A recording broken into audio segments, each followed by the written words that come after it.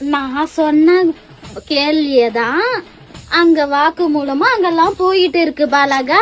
இப்பவா அம்மா தான் பதில் சொல்லறேன். நான் எடுத்த சொன்ன வீடியோவை இப்ப நீயே அனுப்பிச்சு விடு. ஆத்தா இங்கதான் இருக்கேன், இந்த வீட்டுல இந்த தாய் கூட தான் இருக்கிறேன். புரிஞ்சதா? அவனுக்கு பணம் கொடுக்கறேன்னு சொன்னது வாக்கு, உண்மை. கொடுத்தது பணம். இப்படி கொடுத்து விட்டேன் பாலகா. இப்படி வாங்கி இப்படி கொடுத்துட்டேன் அந்த பிள்ளை கிட்ட.